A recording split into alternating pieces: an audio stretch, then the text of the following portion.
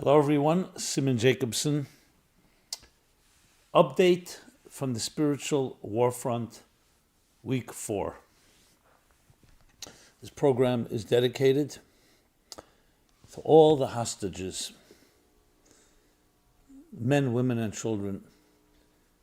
May we see their immediate, miraculous, and safe return home. May all innocent men, women, and children be protected during this time, everywhere, and especially in the region we call the Promised Land, the Holy Land. And may we see quickly, speedily, peace in our time. When I say peace, I mean harmony between all nations, all religions, all faiths or no faiths, the harmony within diversity among 8 billion people.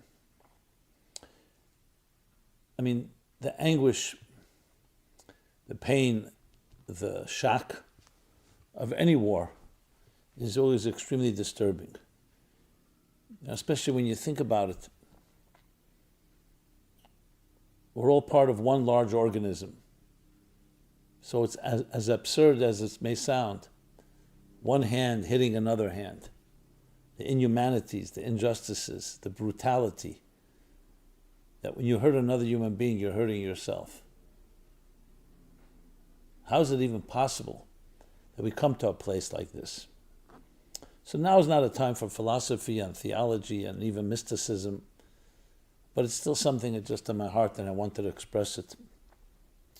It means that there's such a profound concealment, a profound distortion, that we don't even recognize what is healthy, what is not healthy. Since October 7th, I've been doing, as many of you know, many videos, many programs, many broadcasts about the topics that we're all concerned about, of the human condition. Yes, and I'm not ashamed, I'm very proud to speak as a Jew. So I may be biased, I may be subjective, but you know what? I represent a people that have been here for close to 4 millennia.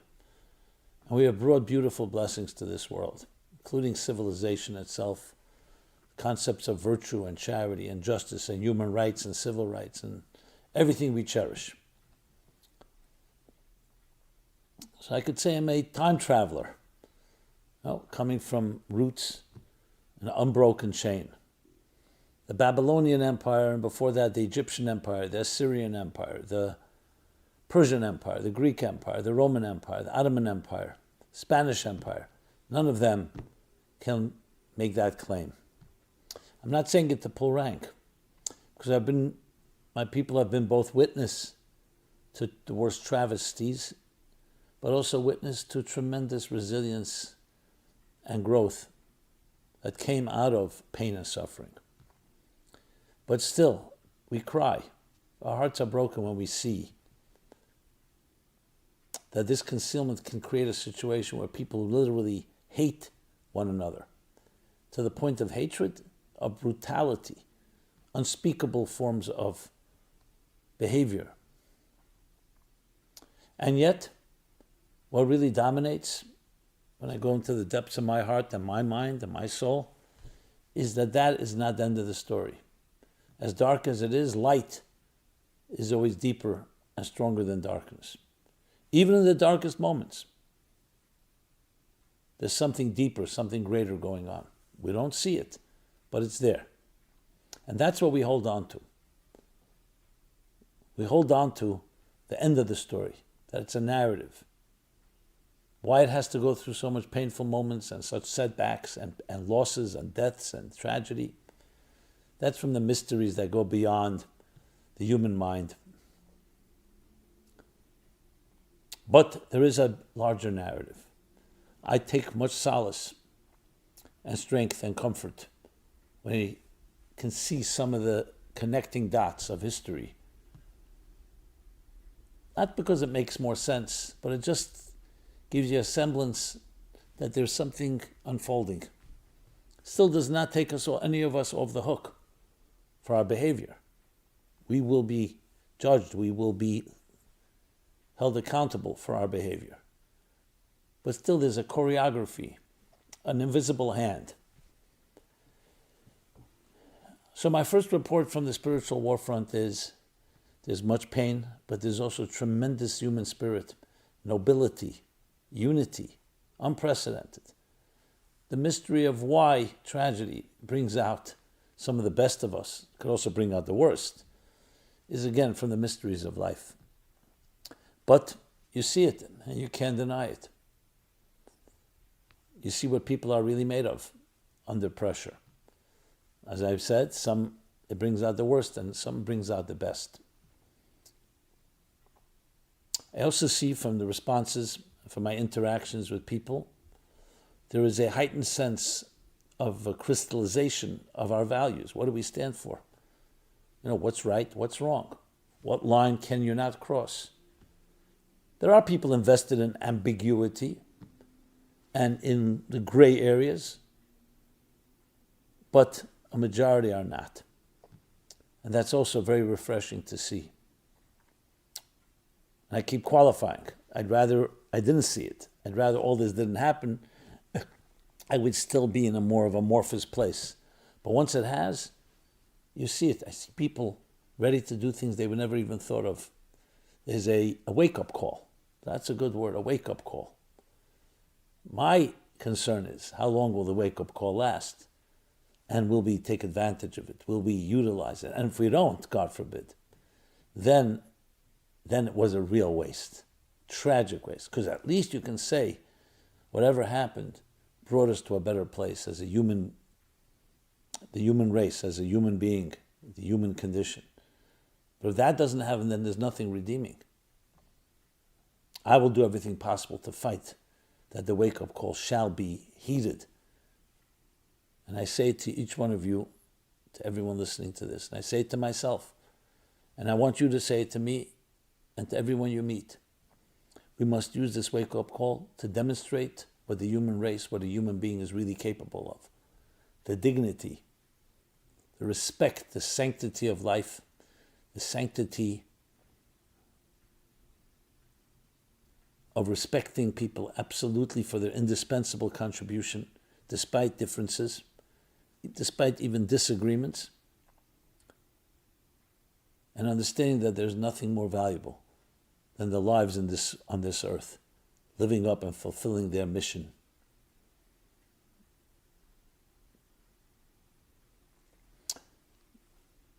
As I've been doing in the previous updates, let me also turn to the Bible. There again, we take solace. We hear the story of Abraham's home, where the conflicts all began, the roots of today's conflicts. His son Ishmael, the ancestor of the Arab and later Muslim world. His son Isaac, the ancestor of the Jewish world. We'll soon be reading about another set of brothers, Esau and Jacob, respectively, the ancestor of the Western Roman Christian world, and Jacob, respectively, the ancestor of the Jewish world. But we're still in the episode, the story of Ishmael and Isaac and their conflicts. And I discussed it in the previous program and programs, so I'm not going to go over that, but basically it comes down to the biggest battle of all. How do we reconcile between a person's selfish needs and a divine mission, a transcendent mission? Because indeed, we have two souls, we have two voices within our psyches. One's about me, me, me. We use the Freudian id, my pleasure, me. Somewhat kept at bay by the ego and superego, or using other psychological schools of thought, different language. But there is that, the survival of the fittest, social Darwinistic idea. But then there's another voice called the transcendent voice. That's not about me, it's about some higher cause, something greater than myself. And there's a struggle, there's a battle between these two forces. It is, in a way, you can say, a battle between God and existence. An existence that can be very self-absorbed, driven by self-interest, or an existence that is God-centric instead of egocentric, God-centric, mission-centric, let's call it. And then everything changes. Then, even though we may be diverse and we have different opinions, but life is all about something greater than yourself.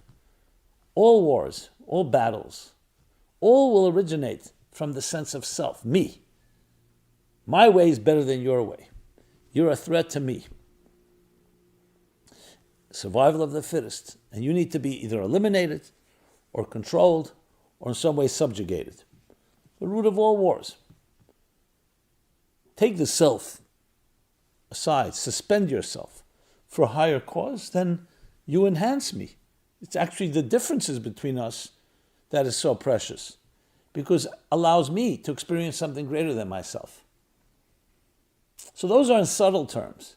Take that to the farthest conclusion, and you could have the most brutal, the most obscene, the most disgusting behavior from one human being to another.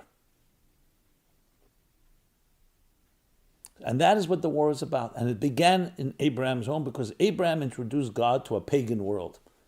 Pagan simply means a selfish world.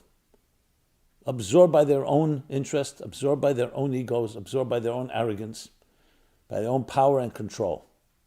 Abraham recognized and pioneered a new path, a path of love, a path of kindness, of generosity, of selflessness. And he taught this to his children. Yishmael, his child with Hagar, and Isaac, his child with Sarah. But it's not that simple. When you're dealing with the passions of faith and the passions of virtue, and you see someone that is behaving in a more, let's call it, materialistic or decadent fashion, it's hard for you to tolerate.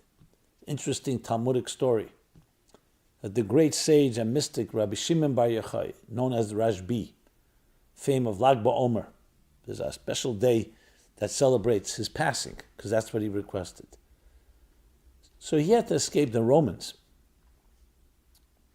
because they had decreed that anyone that studied Bible, studied Torah, that was considered to be death penalty. It was a threat to them and their belief systems, or non-belief systems. So he had to escape and hide, and he hid for 12 years in a cave with his son. And being that he was away from civilization, away from the mainstream, Wall Street, he became extremely refined in his studies, in his meditations, in his life experience. So 12 years later, finally he hears they can come back. Romans, either the Roman Empire had died or the decree was off. But now, coming back, he was so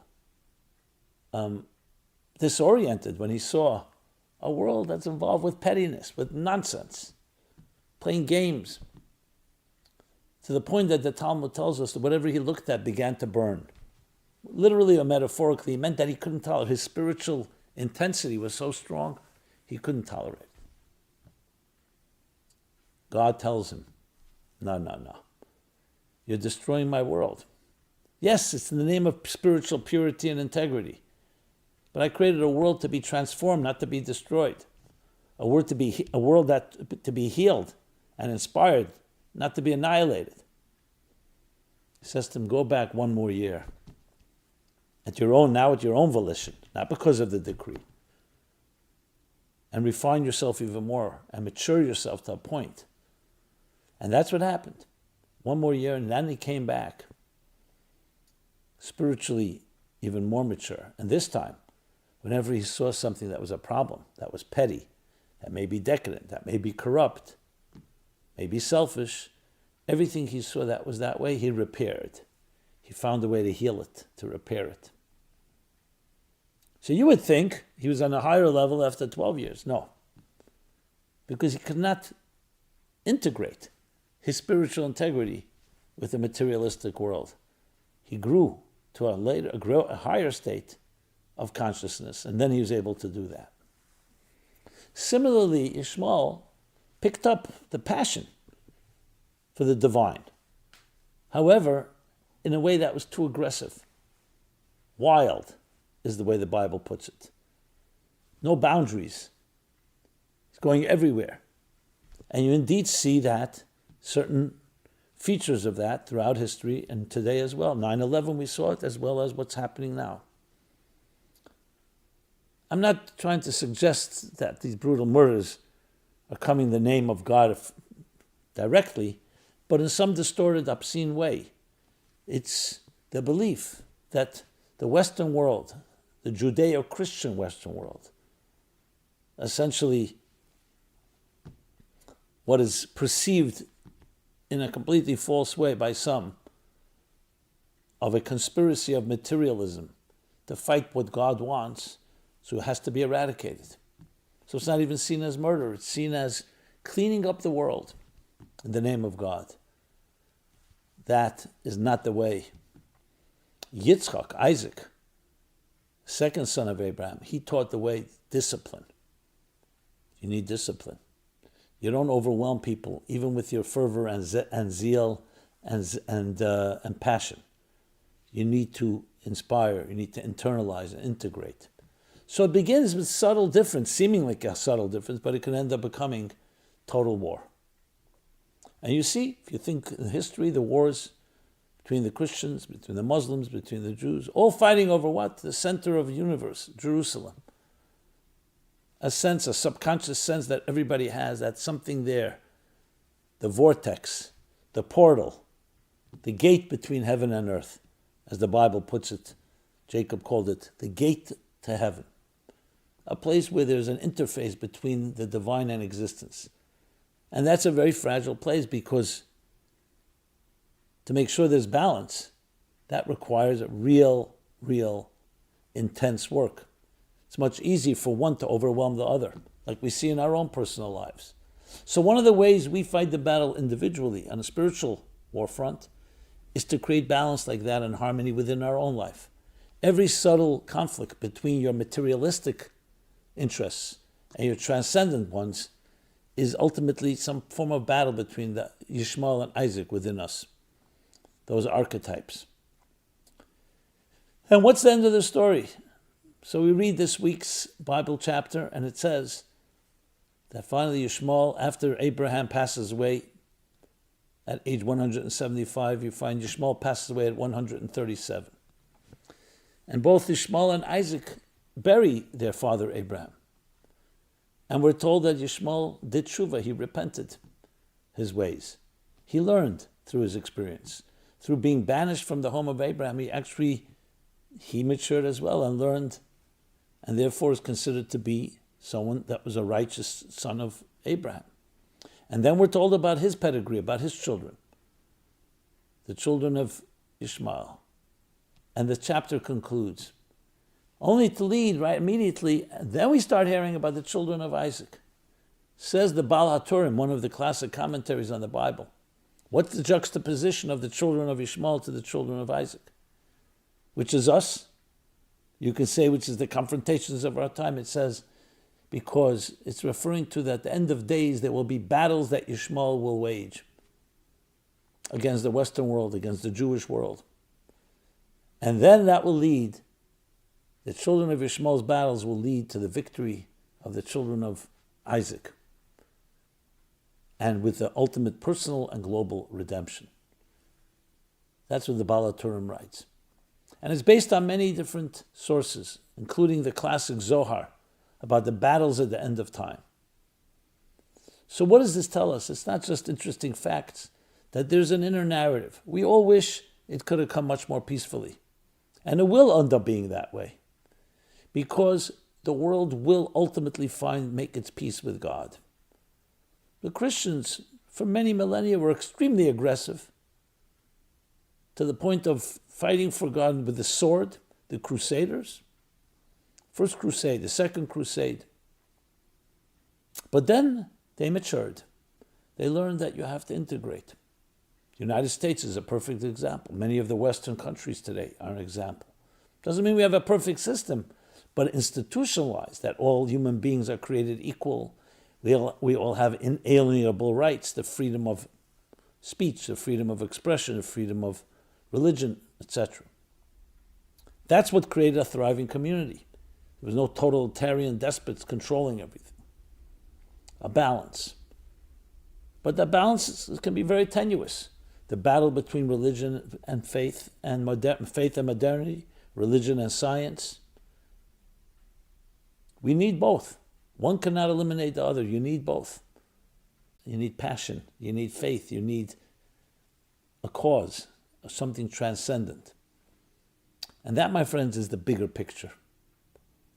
Now I know when you're hearing about blood being shed and refugees being held, and that which we've seen in the last few weeks, horrendous, and still bodies not identified, and open graves, and the blood is still warm. So you could say, what am I pontificating here about philosophical ideas? Because we're all connected. Even if we're not in that region, those battles are waging and raging within ourselves, and we need to do something about it. Because ultimately that's the lesson.